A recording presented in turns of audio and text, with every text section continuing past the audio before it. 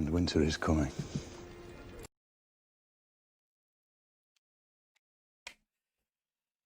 Good morning, everyone. Good morning, afternoon, evening, all your time zones. This is Neo-Reality with the WrestleVerse, part of the launching of the new prototype channel as a testing of the waters to see how this goes. And we're giving you today the AEW Winter is Coming event. And oh god, this had a lot of stuff involved. Oh man. I was expecting a ton of big events, but what they did was interesting because now I have to watch something else in order to get what's going to go over there. So AEW has been teasing that it's going to be a big power shift, that something's going to change the landscape, that something big is coming to AEW, and that everyone should be hyped up for this.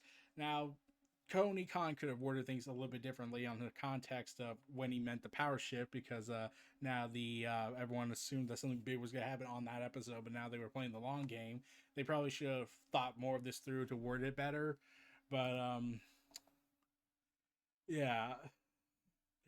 This match was going to be main evented by Mox and Omega, and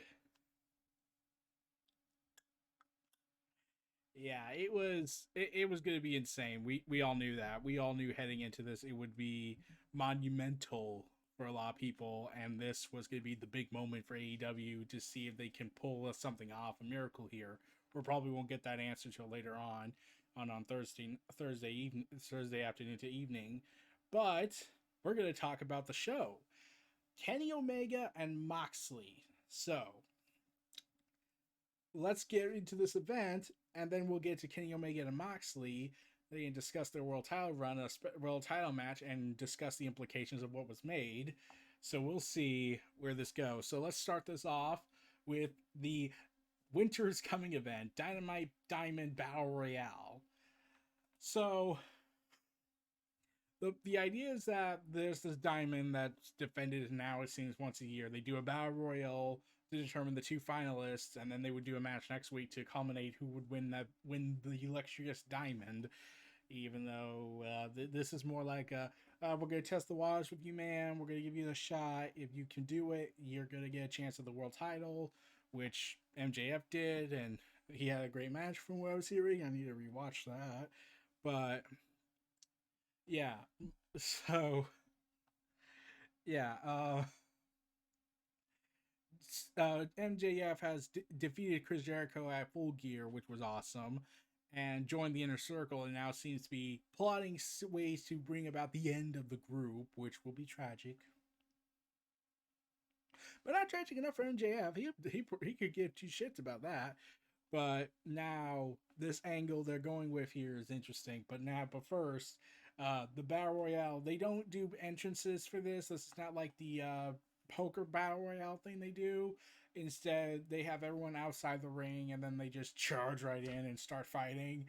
And the only people who didn't enter at first was Shawn Spears and Scorpio Sky. Shawn Spears being kind of just there at this point. Uh, but MJF had did a promo saying it's not his ring, but it's the Inner Circle's ring. And as the match goes on, Cassidy is thrown out by Matt. Hangman eliminates Simpico. Sipico. Oh, Sky enters the ring as Luther is eliminated. MJF helps Sammy from getting eliminated, saving his life. Spears finally enters and attacks his rival. Oh, Sindel is eliminated by Spears. C4 by Spears, who is then attacked by Scorpio Sky and is thrown out. But totally gets this look of I am not amused, and we don't know what his plan is. I'm surprised they haven't broken the group up yet. But instead, he hands if I'm correct in pronouncing this, he hands a glove and he gets in the apron and strikes down Scorpio Sky, allowing Wardlow. Oh, Wardlow! I mean, like, it's not as intimidating as Walter in WWE, but Wardlow works.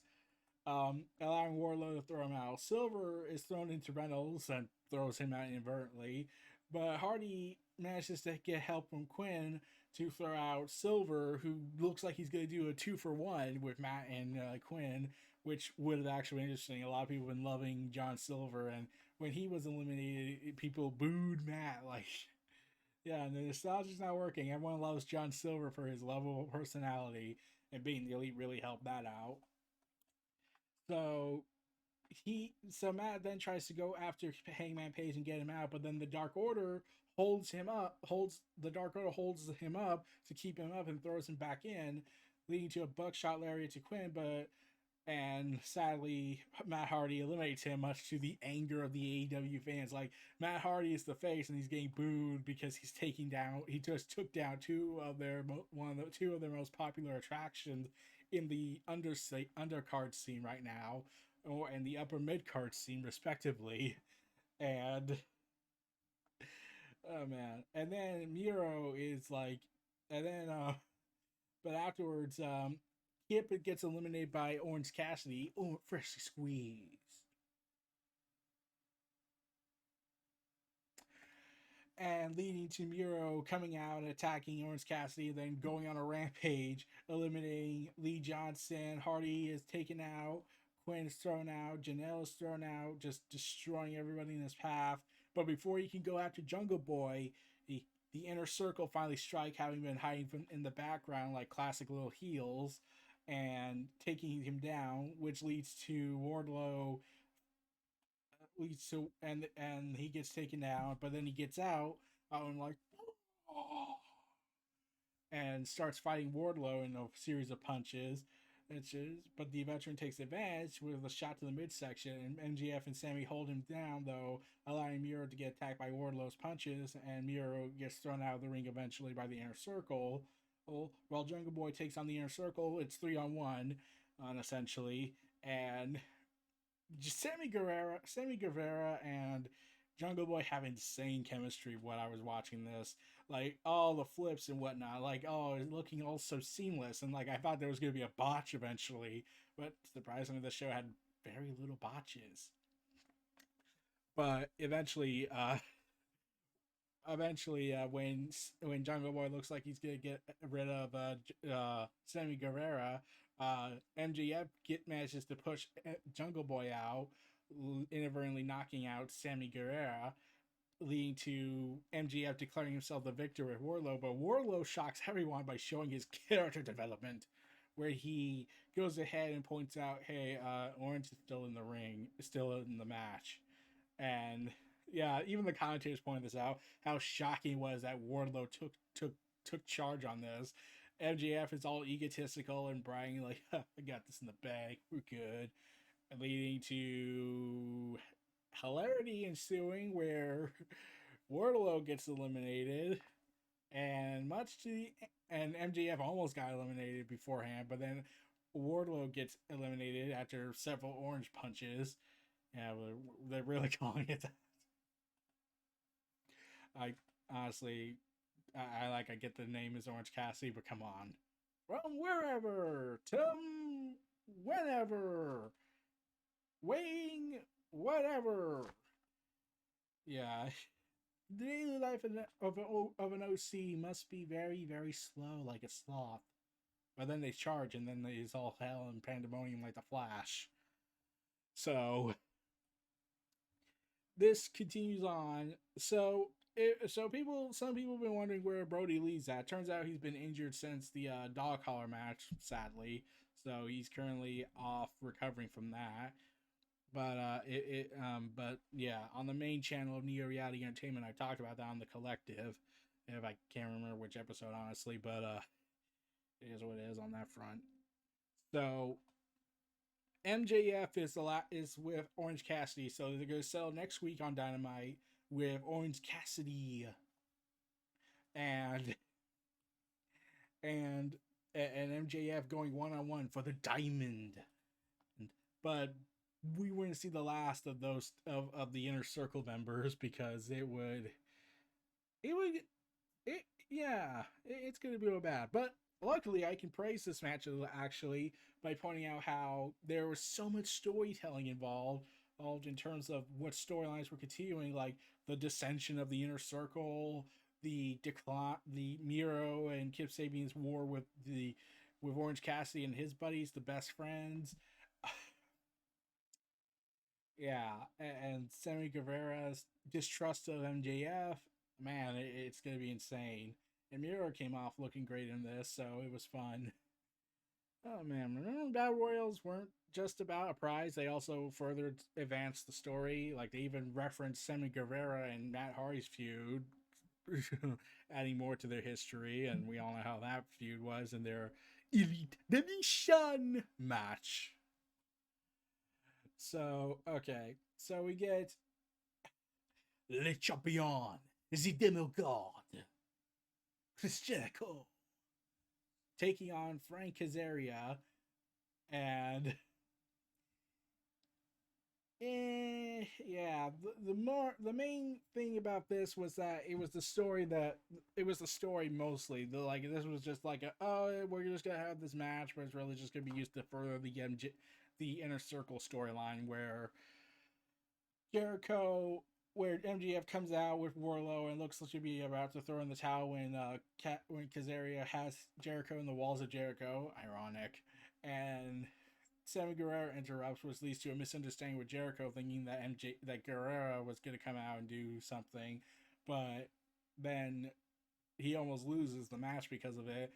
Which then, luckily, Jericho reverses it and gets the Judas effect, and leading to victory for Jericho. But the Inner Circle is divided. Now they're fighting amongst themselves, ready to blow heads. And after only 1 week, well, that must have been sad. After only what 2 weeks, well, that must have been sad. But then when they're about to go at it, Jericho separates them, and Jericho declares on the microphone that it's time for all this to stop, issuing a demanding ultimatum saying that if no one complies, if no one fixes this within 7 days, the Inner Circle will either work together or completely break up for good. And I was like, oh, MJF might have just plotted his evil plan to destroy the Inner Circle by being the seed so that the group will break down from within. It just took him 2 weeks. That was quick. That's crazy. Like it took like what a month for Kurt Angle to start planting the seeds to his turn, and then betray Stone Cold and have Stone Cold be the fall guy. But then it was revealed, oh, it was Kurt Angle the whole time. So the Young Bucks go ahead and talk, um, and and the Young Bucks are referencing them super kicking the announcer because the Young Bucks were in a I am emo, a brooding. I am the Young Bucks, leading to Matt Jackson declaring that TH2 will be getting their opponents next week. However, the Acclaim come in, who have recently signed with AEW. And Caster basically does a rhythm on Young Bucks' new book that just came out. Check it out if you want. And then TH2 comes out, and with the assist of the Acclaim, they attack them, but SCU chases them away with a chair. Man. So that is leading to more of the sign that, like Tony Khan recently said in an interview in a media call that we're gonna probably do 2021. We're gonna have the trio titles come in, and that was looking like that was gonna be the plan. Like they've been alluding to this for a while, so it didn't surprise me. But it seems like they're trying to grow the group up, more groups again. So the next match is Britt Baker. Did you know she's a doctor? DMD? A dentist? Did you get that? Did you get that? Did you get that? Did you get that? Okay, luckily they didn't do it as much as they did previously, which was freaking annoying. Taking on cuts a promo on Thunder Rosa saying she doesn't belong there and she'll send her back. Yeah, because given what the person in the White House has been preaching for years, that was probably a bad idea. But for a lot of people, but let's be honest. And then she just starting to send her opponent, who Hirsch, who's a newcomer in the room, whom uh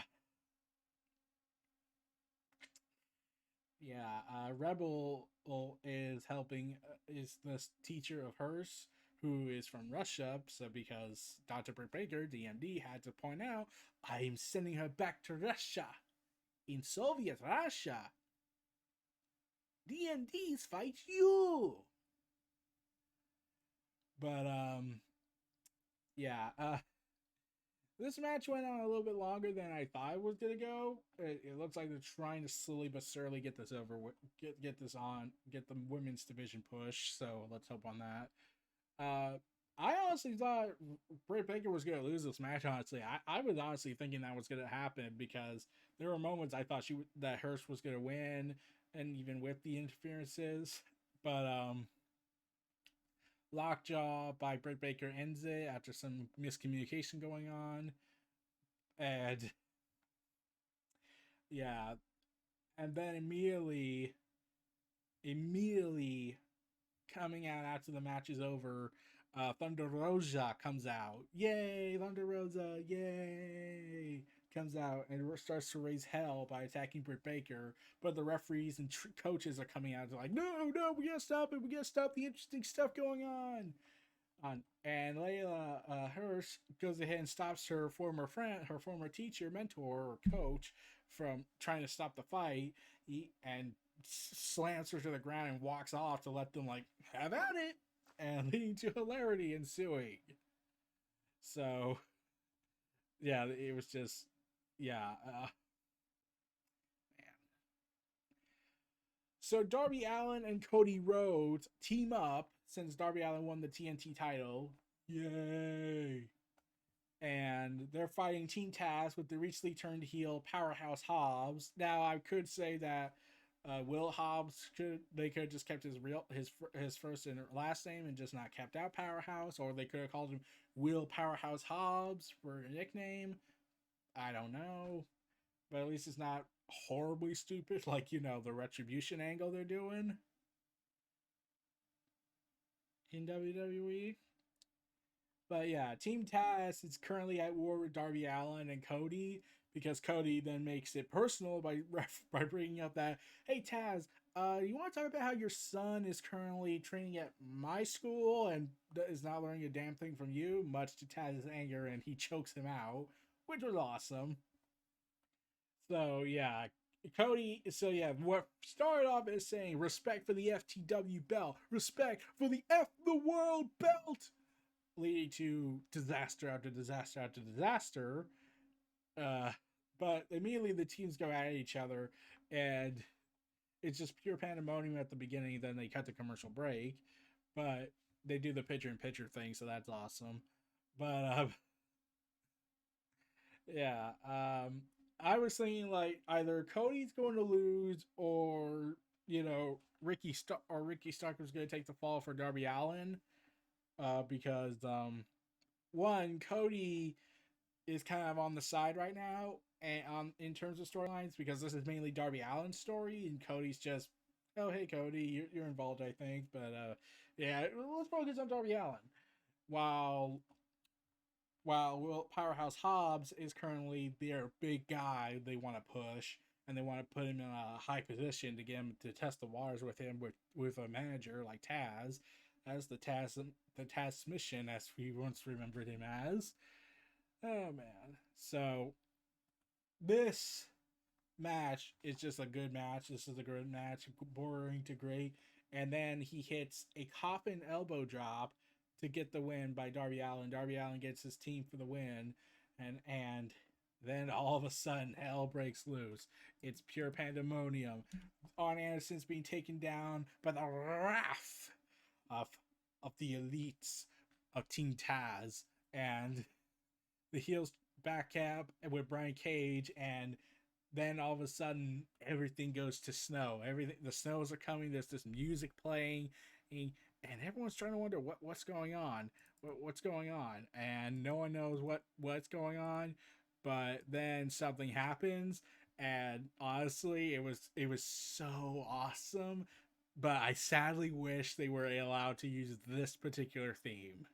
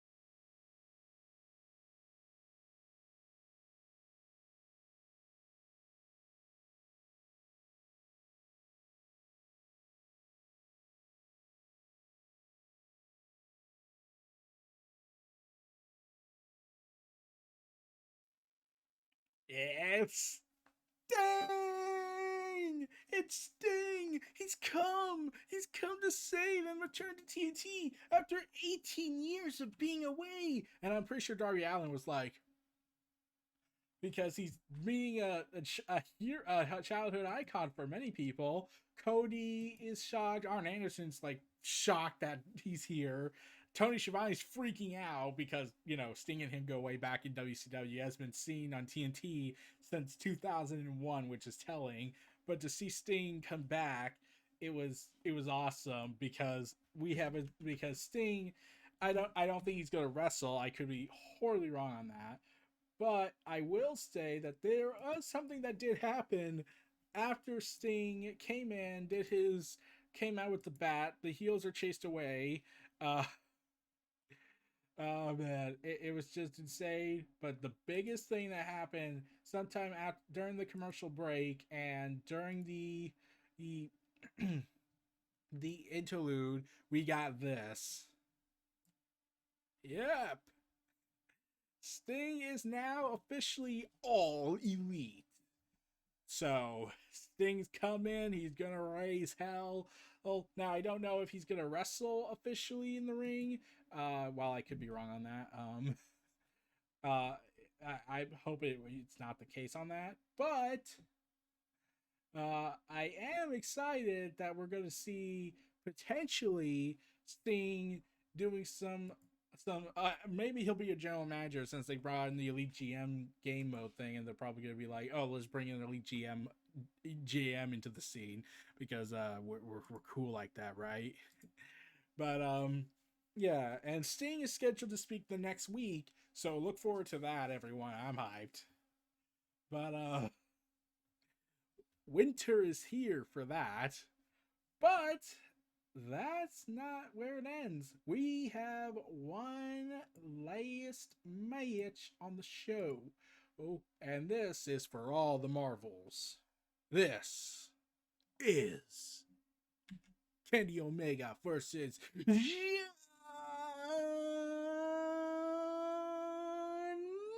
Moxley for the AEW World Championship. And they go ahead and have Don Callis from Impact Wrestling joining commentary booth. But I also did like to mention, let me just go back here, that Chris Jericho has now wrestled over 2,700 matches, so props to that. But there has been some interesting note. Kenny Omega has won 33 wins, the most out of anyone on the roster in AEW entirely. And there's no lavish entrance. This is Kenny Omega. He's all serious. You hear me? He's serious. And John Moxley comes out and ready to raise hell. And they cut to commercial break before the match could start. They decide, nope, we're going to wait. And then Tony Khan came out on Twitter earlier that, oh, we have TNT's willing to let this show go overtime just to get the 60-minute time limit in. So we have that to look forward to. So there's a potential for a long, drawn out match to bust insanity involved. Oh man. And they have not wrestled each other since Full Gear 2019, which I was there for. It was awesome. Dude, I will not take that away from anyone. That was a phenomenal night for me, being that kid again, I felt. And AEW made this awesome wallpaper iPhone wallpaper image of Kenny Omega and John Moxley wearing Game of Thrones gear and everything. And I joked earlier where I said, "Oh boy, I hope this doesn't lead to a horrendous, absurd reaction to the point where someone out of nowhere turns heel with a bell, because that would be stupid." And they lock. They go to war. They do some no DQ. They do some liberties with the weaponry where they don't like strike anyone in the head or anything. Or, well, John Moxley tries to with the heater, but Don Callis was the interesting route here because he was showing up for a couple of weeks now with AEW on commentary because he's friends with Kenny Omega and they've been teasing this thing with them, and plus with the potential of Impact involved. Oh, we'll see how that goes. But nah, it's just him being buddies. And plus, he did work with New Japan Pro Wrestling, and New Japan hates Impact, so the Impact's never going to work with New Japan again. But they'll work with Don Callis, us, and everything. But what happens during this match was just insane. So eventually, Kenny Omega by a gets hit in the head and in the near the heater, and everyone assumes like, oh, he's out. He's out. Let's hope he's not hurt or anything. And one of the funniest moments was John Moxley got two chairs, folded them out, and they're sitting down, punching each other, knee V trigger and everything. Uh, so it leads to Omega and him going in and fighting, and John Moxley gets two paradigm shifts on Omega. It looks like he's gonna win, but then Kenny Omega kicks out of the second one. John Moxley let him out of the first one, but he rolls out. Moxley follows suit, but Omega lands a B trigger when he goes for a suicide dive, which was just awesome. And they go back and Omega goes up top for the missile drop kick and a V trigger to the back of Kenny Omega, from the back to the back from Kenny Omega, a Tiger driver for a 2 count, and Tiger and another knee strike to Moxley, followed by another one, and Mox catches him and then hits an elbow strike, and then they counter each other back and forth, and then Omega lands a double drop kick and does the Omega kind of pose. Uh, but yeah, that happens. But then Mox pushes him down off the apron, and Paradigm shifts into the heater.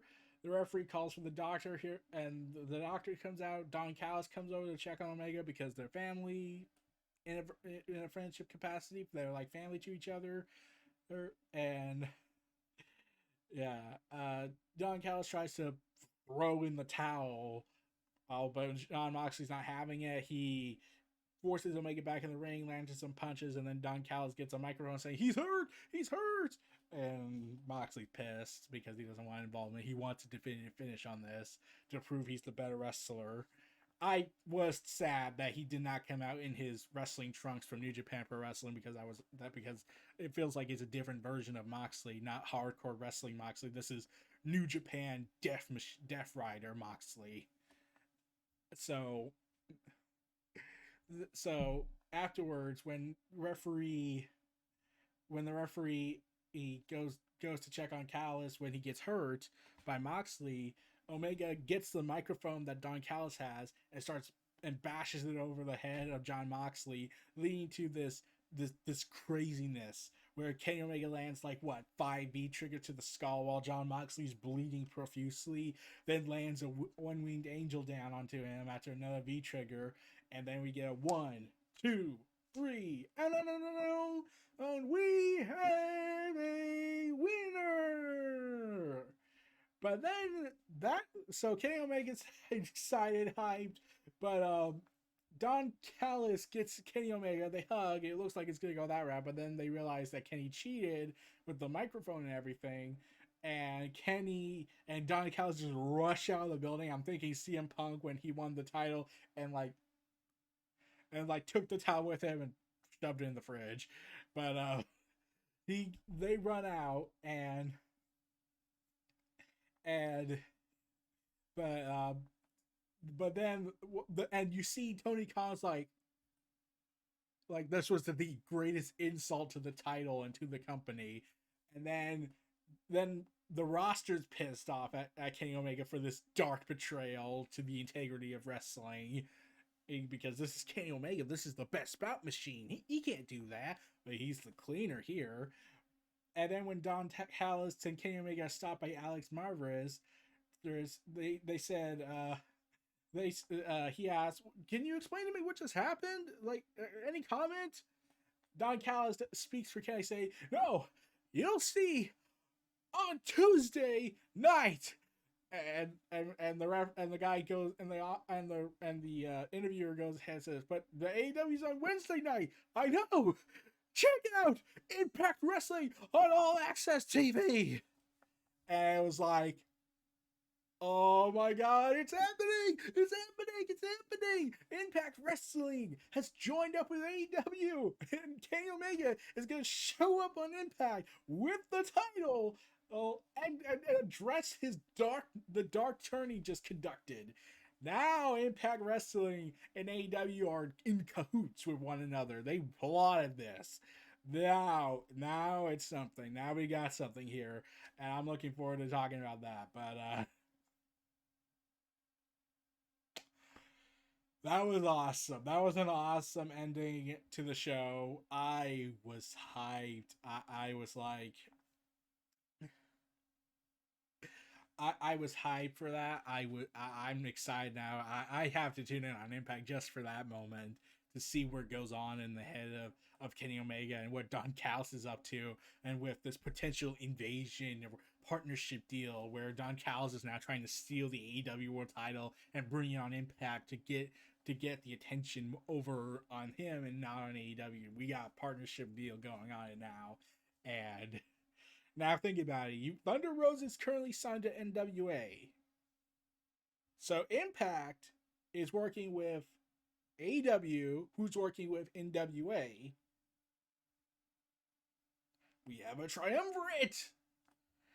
And there was a thing going on prior where it was being teased by a certain trader to the New Japan Pro Wrestling world, to the New Japan Wrestling fans, who said, "Oh, you never came here. You went to DDT, then you went to the WWE, and now you have the gall to show your face here after what you've done." And Kenta was teasing that I'm coming for Mox, kind of, where he says, "I wonder what's going to happen on Wednesday night." And then he says, today it's Wednesday night, and has a Dynamite emoji on his Instagram, hinting that he was gonna show up. And yet, here's the thing: it could still be Kenta who attacked Moxley the week prior, because they never revealed that on the show. So something tells me we'll probably get the answer by the end of the year. So yeah, or at least around it by the end of the year. Because if Kenta is in fact showing up on New Japan on AEW programming, and he holds the briefcase for the US title that Jon Moxley still has, but due to the virus he has to keep it. Yeah, it's going to be a big deal to see not just AEW working with NWA, but they're working with now Impact and potentially New Japan Pro Wrestling. But sadly, Jon Moxley will not be wrestling at Wrestle Kingdom. Tony Khan said that. So while he could be false, with this swerve they're probably going to do, but man, I'm hyped. I'm hyped. AEW knocked it out of the park with this show.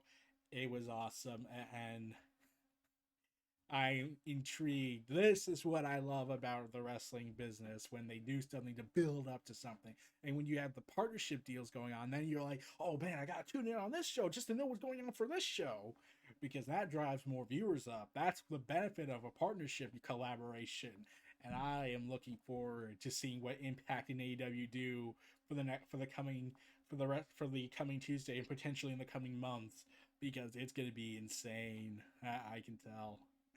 So, Neo-Reality, everybody. This was the WrestleVerse AEW Dynamite, a special winter is coming, war is here.